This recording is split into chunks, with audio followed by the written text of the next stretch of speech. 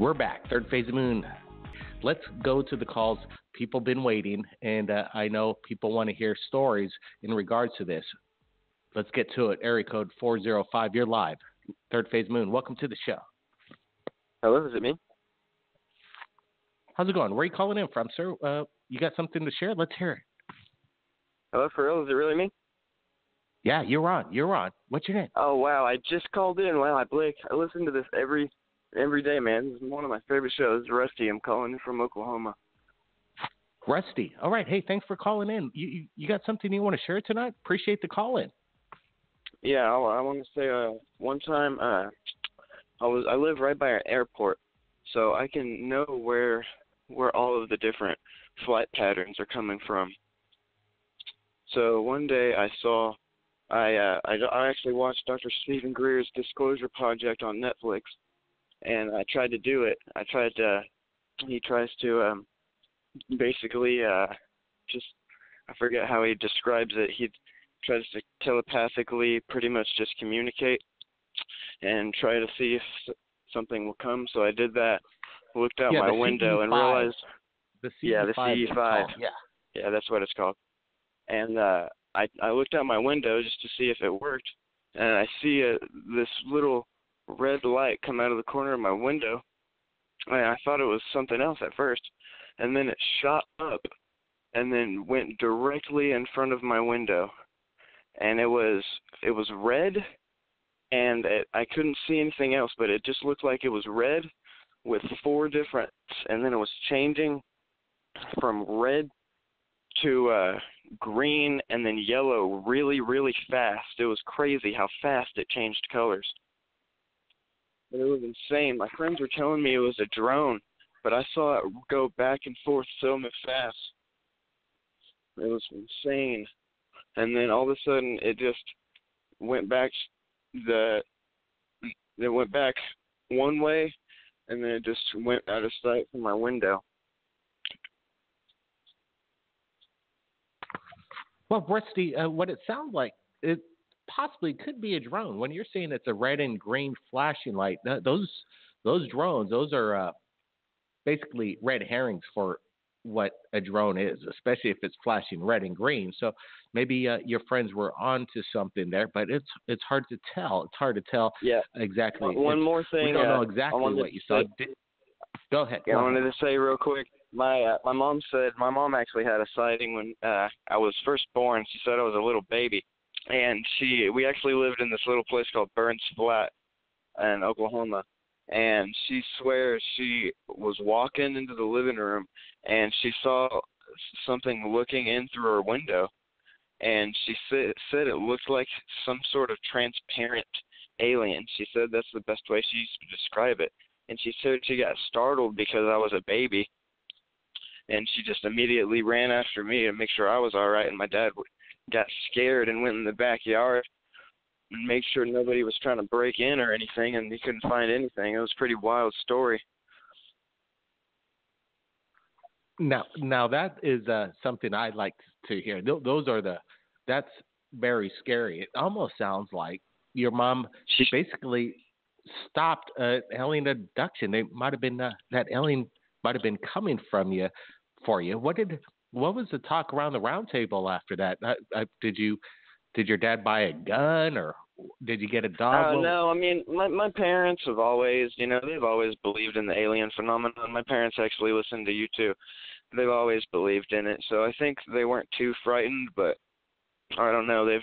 Ever since she told me about that, she just told me she looked at it and she saw that it looked transparent. I don't know if she said she didn't say it was gray, but it was dark outside, so it could have been gray. She just saw it as transparent, but yeah, it could have been trying to abduct. Who knows? It's pretty crazy, but that does sound crazy. It almost sounds like it may have been something more of a paranormal experience, being that it's transparent. Well, what's going on over there in Oklahoma? Maybe that first report was a drone, but I like the second story that Rusty just told us. Now, that gets me thinking about things for sure. Interdimensional beings, things like this. It's hard to tell. But, okay, let's get to more callers. Let's bring them in. Area code 910. You're live, Third Phase of Moon. Welcome to the show. Hey, buddy, what's up, man? I love your show. Hey, thanks for joining us. What's your name? Where are you calling in from? This is Michael. I'm calling in from North Carolina. Been listening to your show for a long time now, and I always enjoy your videos and everything. One thing, like, I've never heard you mention about any of these interdimensional beings and everything um, is biblical references to, like, Genesis 6 and, like, how fallen angels cohabitated with, breded with women, human women, and made them alien offspring, and or any of the references about the beasts that look like frogs with the frog eyes. They look like the grays pouring out of the beast's mouth in Revelations. I never hear these these connections, and I just I wanted to be the voice in the audience for the audience, actually, to just let everybody know that this is these UFOs and these aliens. They're all demons. They're straight demons from the dimension of hell, and it's going to be a big disclosure, like you say, but it's going to be in a totally controlled, narrated way, as in, like, these aliens are to dispel all religion, whenever straight religion has been prophesizing these demonic beings coming and interacting with us and controlling us and confusing us. And I guess that's my journey in this UFO connection, because I've went from start to finish on this, and nobody can deny that there's intelligent design to this. None of this is happenstance. We didn't evolve from those single cells. We were created, and anybody in their journey that's confused about any of this, it should make a lot of sense to you. And I guess that's one of the things I wanted to say on your show, buddy. Well, sure. I got you, and appreciate the call in. I don't really quote Bible text. It was written a long time ago. I did read a book called The 12th Planet by Zachariah Stitchinson, and he spoke about intelligent intervention in regards to building man, because they needed somebody to work for them. A couple 100,000 years ago, they visited planet Earth on their spaceships, and they wanted to basically set up camp in the Middle East, because there was so much minerals there, such as oil and diamonds or what have you, whatever they needed, gold. They wanted the minerals, so they needed to mine all this stuff. And they came across this being called the Neanderthal man, and they're like, "Wow, this person, this Neanderthal, might be our ticket to get some good work."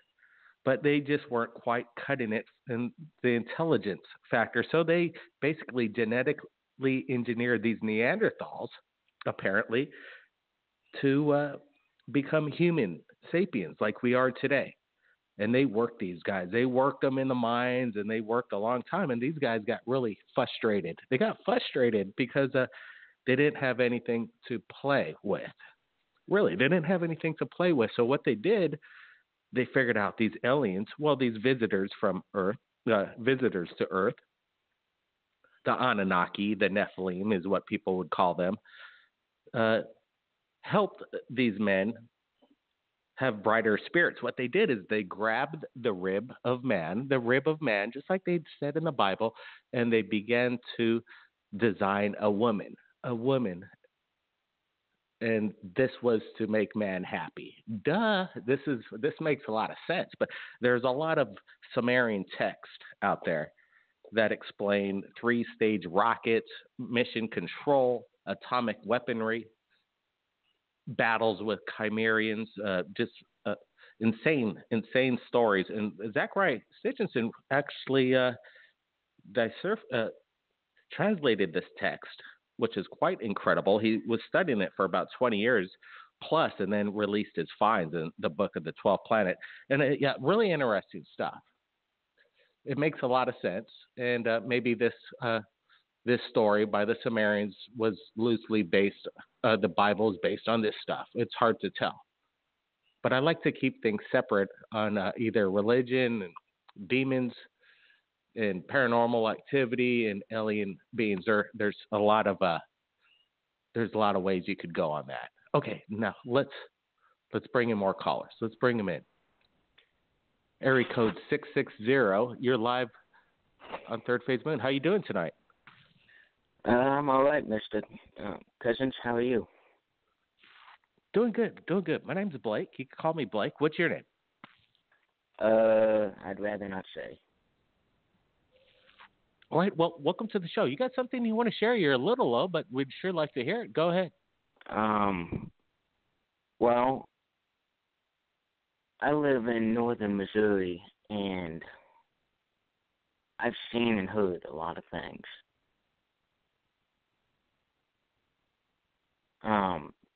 Literally every night, whenever it's clear, there was one night I counted about 100 of them. There are these little white dots that move slow, sometimes fast, across the sky. And every now and then, I'll flash a light up at them, and they just disappear. And back in December, I was out hunting. It was early in the morning, just before just before dawn. There were two orange lights tracking through the tree line about a quarter mile south of me. And I watched them for about 20 minutes. They just shot straight up and disappeared.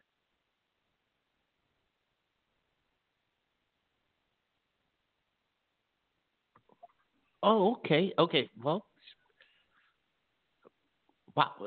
Could they have been satellites?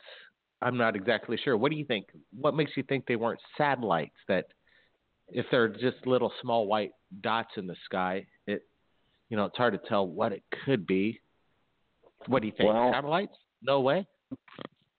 I've seen them where they'll just be tracking along. They'll come down real low and get brighter and brighter and then just disappear in a blink of an eye. Sometimes I'll see two of them perfectly right next to each other, tracking at the same speed. There was one time Whoa, okay. Go ahead. One time? There was one time that I saw 5 of them flying in a perfect formation. There was literally no sound from them at all. I know one night about 5-6 years ago, me and my dad were splitting wood. And do you know what the Bell Glocke is?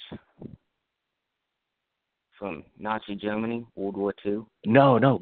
I'm not familiar with that area in Germany. Go ahead. This sounds...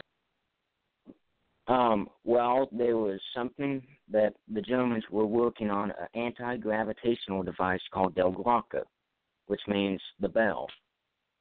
And about 5-6 years ago, me and my dad were outside in the driveway cutting wood.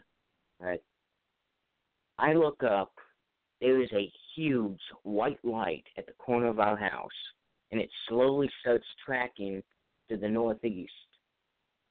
I could see a little bit above it. It had the shape of a bell. A close encounter with the Nazi bell in present day, because this stuff was built. The Nazi bell was basically at the turn of the century when this was designed, and now it's still being spotted. Now that's quite incredible. It went. I want to say we tracked it for about 2-3 minutes. Then all of a sudden it just disappeared. Haven't seen it since. But it was. Oh wow! This is the Nazi bell's very famous. A lot of sightings, but recently they've been kind of, basically, I would say they're not showing up on video. Let's just put it that way. They're very rare. They're mostly saucer-shaped craft, but the Nazi bell, wow, that's pretty interesting. Okay, more callers. Let's get some more callers. It looks like we may have a F1 with us. F1, you there? Yeah, hey, Blake. Just wanted to say I kind of appreciate the young man kind of quoting from the Bible and things like this, but, you have to remember that those were comments made by people that really hadn't, that was relatively primitive compared to what we know now. So you have to take what they saw and what they said as being applicable to only what they knew then. And so, yeah, he might be on the right track, but you also have to evolve with the information that has been received. And I'm kind of interested on our friend from Africa that was going to he sounded like he wanted to get back to you. Then all of a sudden, the next day, you never heard back from him, and everything's kind of being suppressed. That is a pretty big incident just from what you can gather. And it's amazing the amount of suppression that's going on over there. And, the way he said it, it was something kind of like fire to the first man as experienced by his small population of area there. And what was really interesting of what he said is that it seemed the noise that it was emitting seemed to affect the brains and the hearts of people that got near it. So that was kind of interesting. And I was wondering if you heard back from him at all. Well, F1, that's thanks for referring to that, because I think that's the biggest breaking news of 2017. What happened in Guinea, Africa? F1's bringing up a gentleman that I spoke with a few days ago. He wanted to break the news down about what happened in his peanut farm, a little small peanut farm. About 1,000 people live in that village, but it's a big village, and this is basically in a remote location. And his name is Ubril Barry. And let me tell you, Ubril was such a kind enough gentleman. He actually, I said, we got to talk because this texting isn't going to get us anywhere. Skype me. And he immediately reached out to me on Skype, and I conducted this interview, and exactly what you just said. He said it was emitting a sound that affected their hearts and their minds, their brains, as he said, their brain and their hearts. And that was very disturbing. And he said that they were confiscating cameras, taking away people's cell phones, and evacuating the area, telling everybody to get out. And I asked him if he could get some video for us, And he said, of course, and he would, and he'd keep me updated. And I have not heard from Ubrel since. And now this is disturbing in my opinion, because what was going on over there before we lost communication, F1, is that he stated that there was a military U.S. presence and African presence, a collaboration between armies of the U.S. and Africa, as well as a U.S. ambassador that arrived. So now this the mystery deepens now that there is no communication, and I've tried to research more in regards to the Guinea supposed UFO crash, and the story is getting very suppressed. So yeah, quite interesting. F1.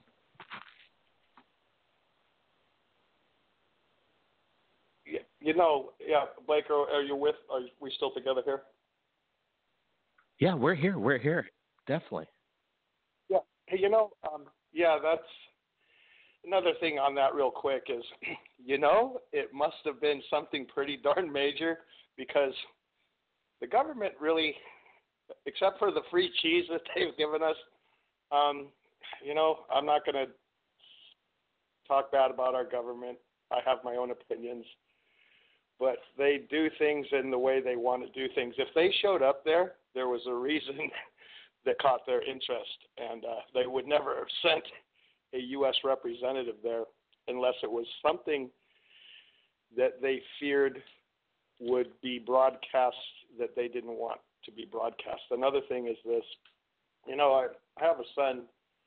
He never really wants to talk about the subject matter, and he's getting older now. He's almost 17. And the other night when we were on Friday, he reached out to me and he said, I just want to tell Blake something because I wanted to talk to him. And I'm saying, well, why would you want to talk to him? Because you never really want to talk on the show, and you know that I'm on a lot, and you know that we've seen so many things together. And he said, it's interesting. It seems like people get to a certain age, and it's kind of like the brainwashing wears off during people that experience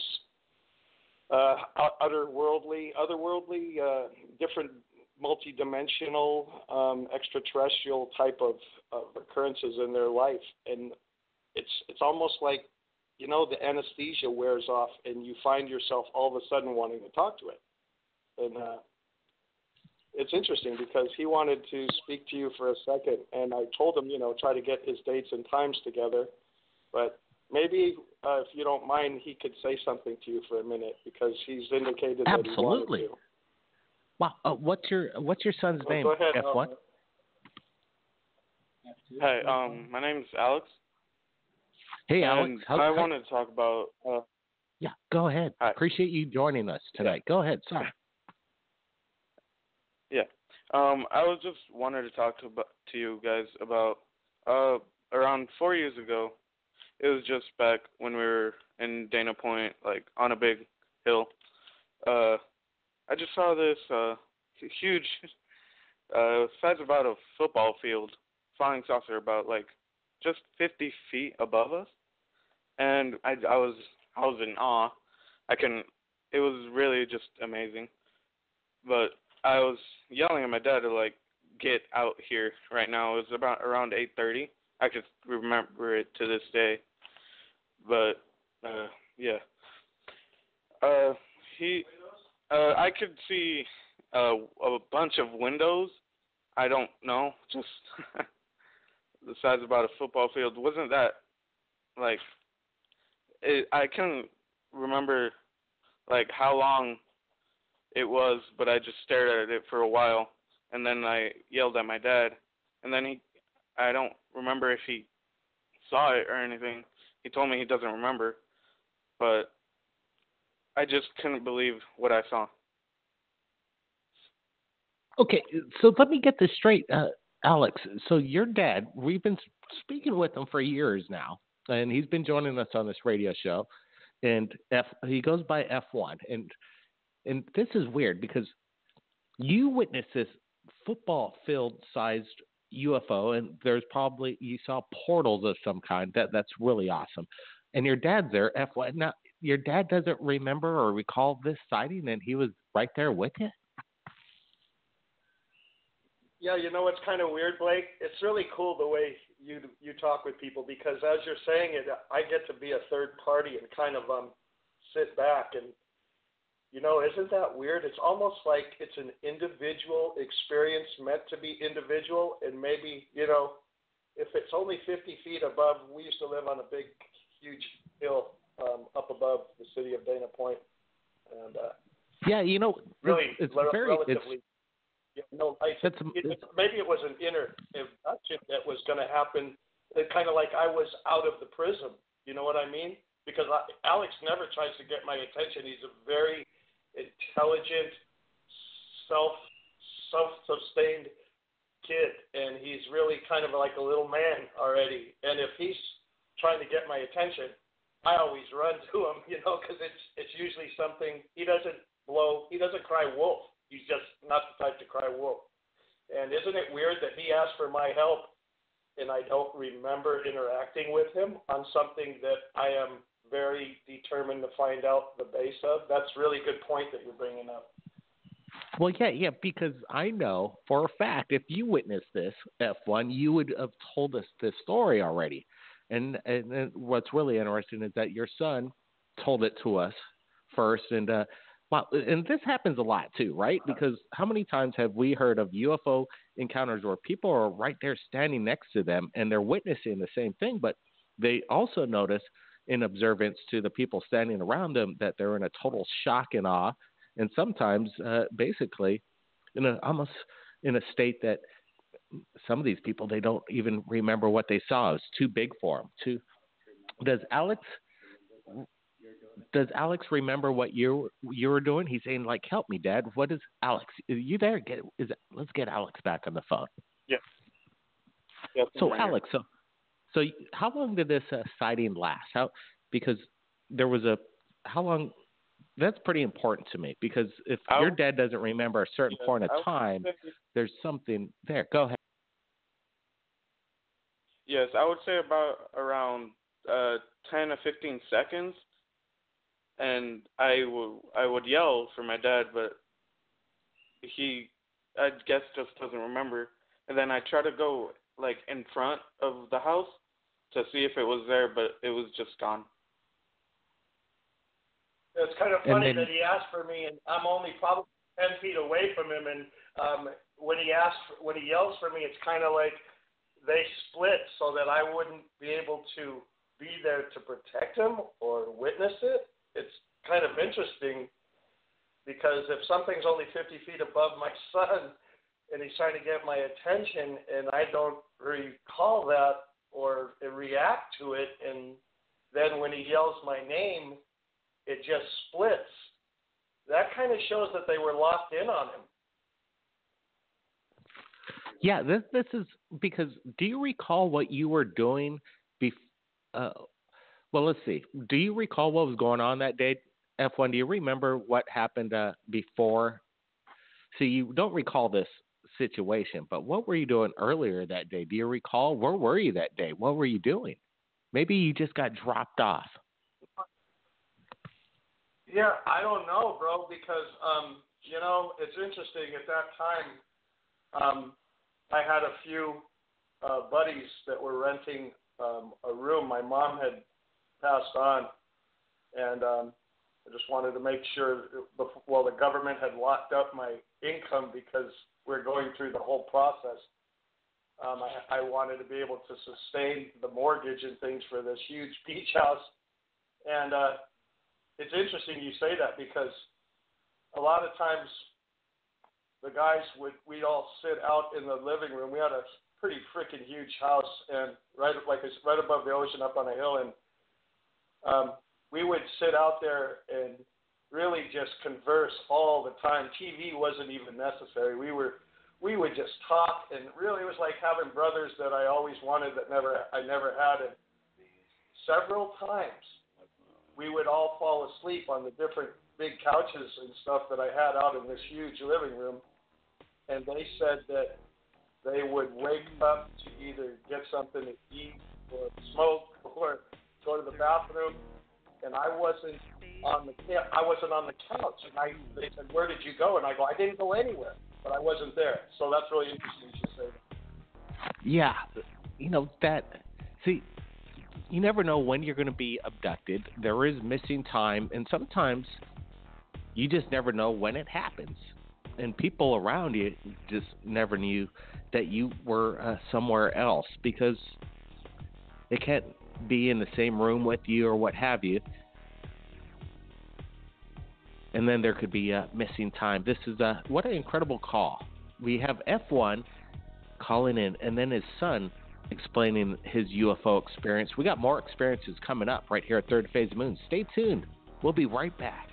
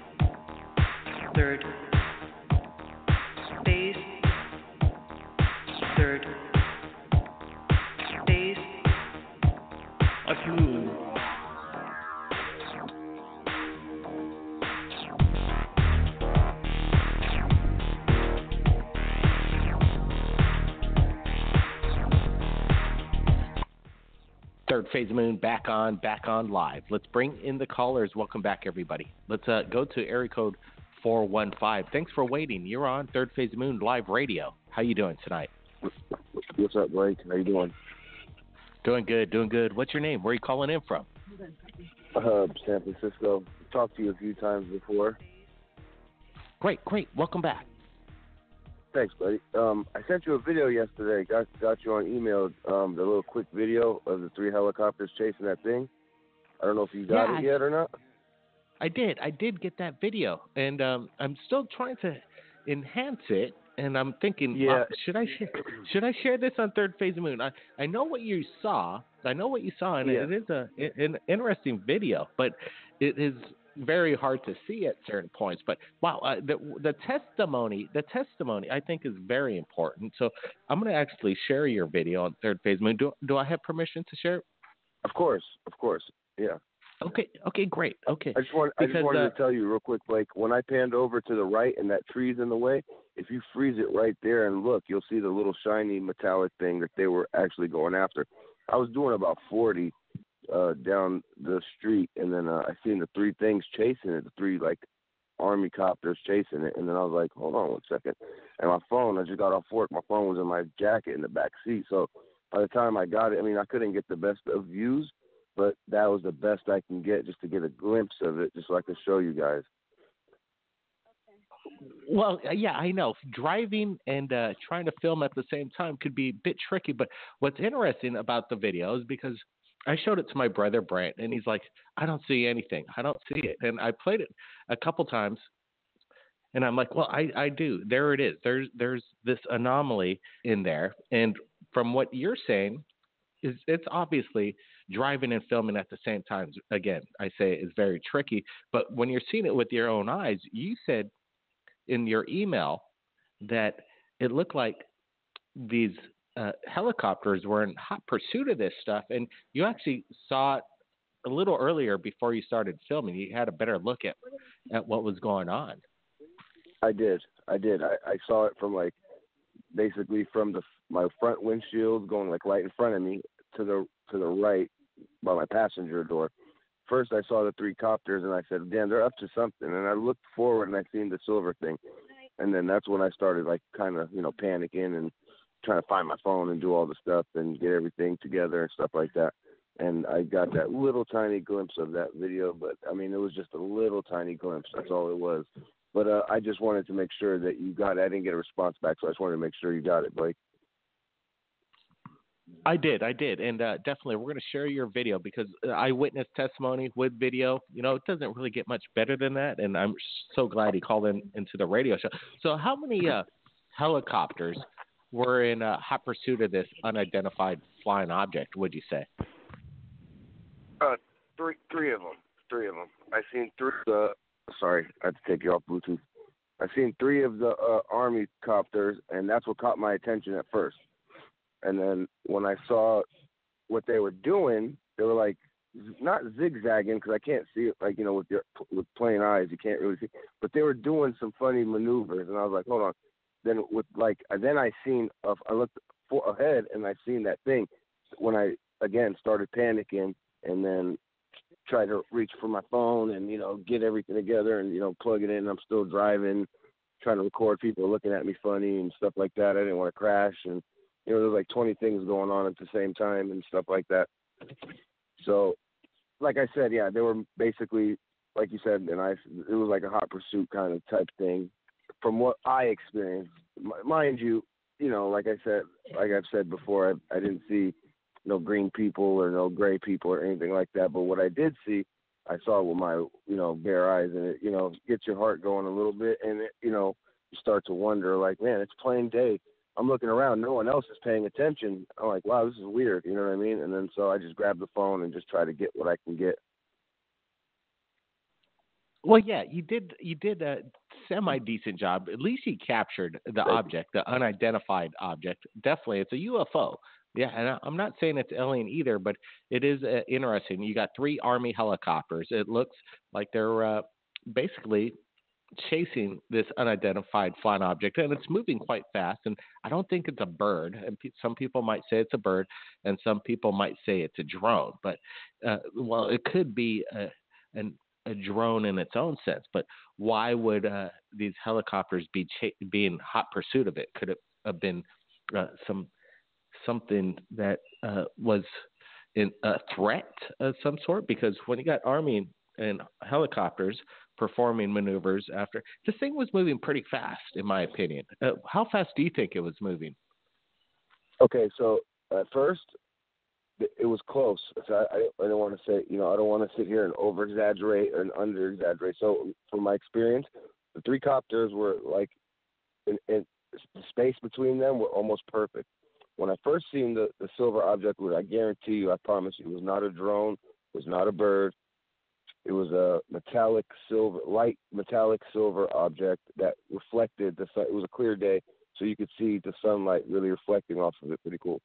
So at first, it was close to the copters, like not real close, but pretty close. And then by the time that, like, I seen it from my front windshield, I kind of by my steering wheel, and as they were going towards to my right side, that thing was taking off rather fast, and they started picking up speed, and they weren't zigzagging like I said, but they were doing something to get closer to that thing, but they couldn't. That thing was taking off.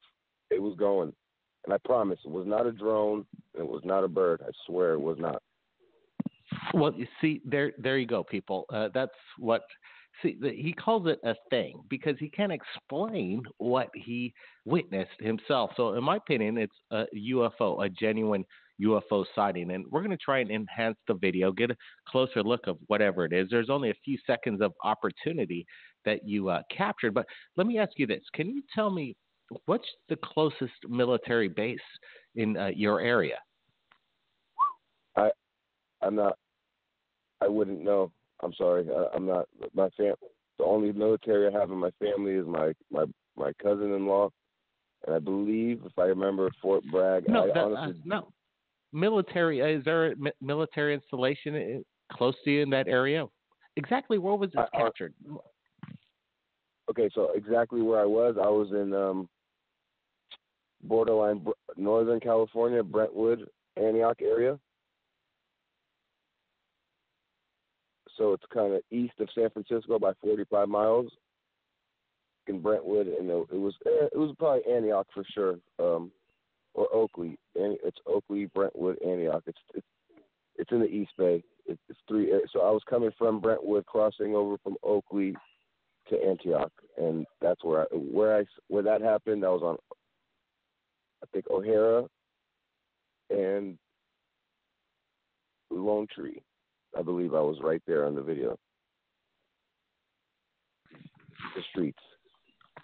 Well, you know what? I appreciate you calling in because that takes a lot of guts, and you got video, and that took an effort as well because that's the most important thing. You see something strange in the sky, some people just look at it, but to have the sense enough to drive and film and dealing with traffic, you did capture it. You captured it on video.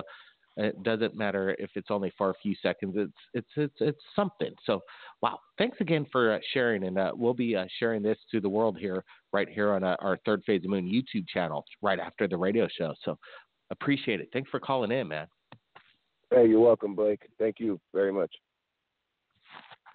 All right. Hey, thank you. That's, calling in video. Like I just said, it's amazing stuff, and it is important that we open up the lines because you'll never know the information that's going to come through. So I'm sure glad we took that caller. That was important, very important. I'm glad we got that out of the way because I want to share that video with you. And you're probably watching it right now on YouTube when we put it up there. Okay, next caller, 661. You're live, Third Phase Moon. We got a few minutes left. How you doing tonight? Hey, Blake, I'm just listening in. Sorry to take up that spot, but just listening in today. Hey, thanks for listening in. You know what? I'm going to work on that video because there's some enhancements I need to do with that caller's video. It's very small, but when you get a good look at it, as the caller said, he definitely says it's not a drone, it's not a bird, and it's not Superman either, guys. It's unidentified and it's a UFO. So join me as we do this again this Friday, coming up Friday, the same time, everybody, and we'll be taking calls from around the world as usual, and with more updates as it goes down around the world. Stay tuned to our YouTube channel for the latest updates. Incredible stuff coming in. Did you hear what happened on Venus? The Japanese people at the Rikyo Institute, they discovered a massive 6,200 mile long wave. That's right, a 6,200 mile long wave discovered in the atmosphere of Venus. They don't know what's causing it, but they say there's some kind of mega structure, a structure. Could they be hiding some kind of information that we're not aware of? They don't know what it is. The scientists are confused. We have our theory on Third Phase Moon. Be sure to check it out. We just posted up a new video in regards to this mystery discovered by Japanese scientists with their satellite capturing imagery of Venus of a 6,200 mile long wave. Everybody go to our YouTube channel, take a look at that latest video update. Comment, leave your comments. It's real important. We want to get your comments. Everybody, keep your eyes on the skies. We got calls. Blake Cousins. We'll see you again next time.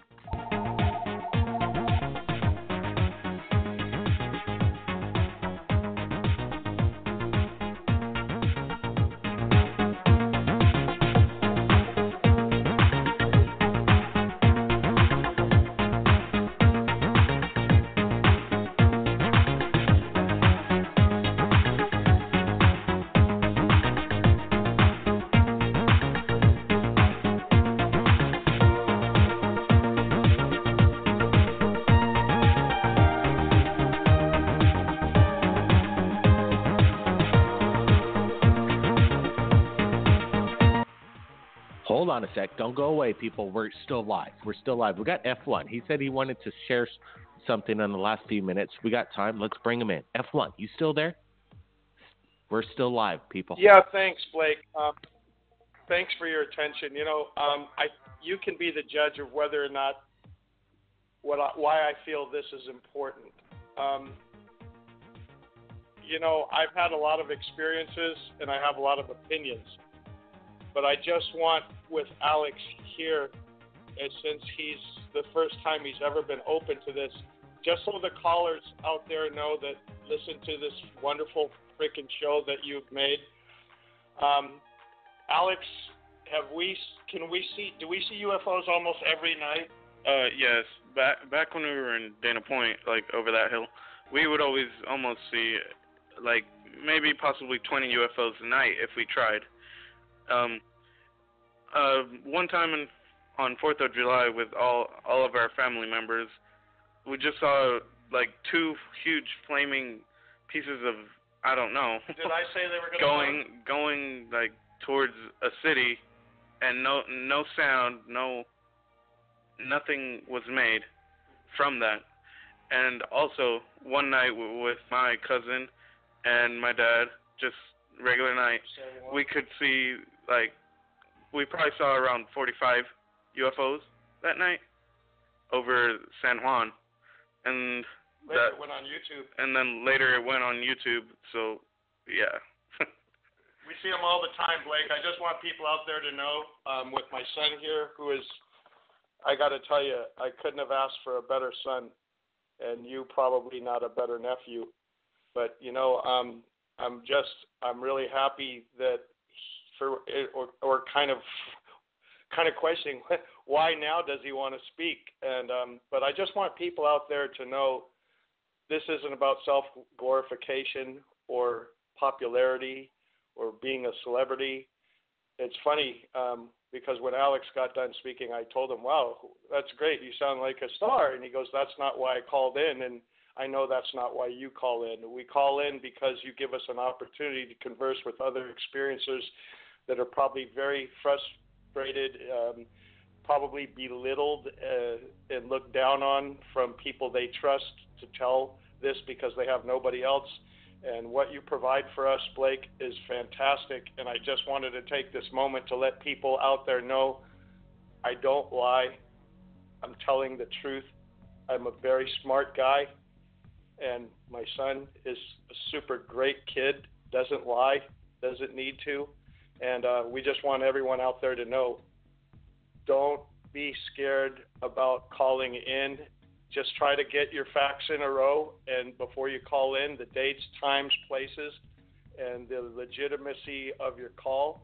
And go ahead. Once you make that first call, like I was really scared years and years ago, and now it's like a free-flowing water faucet. So thanks a lot, you guys. Stay safe.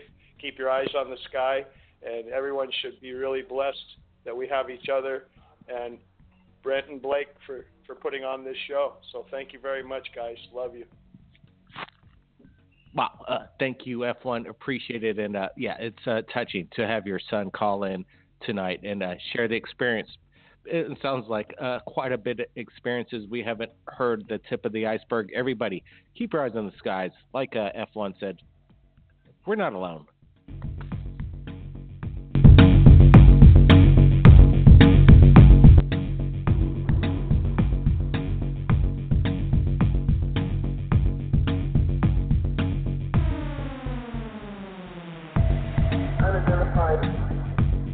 Unidentified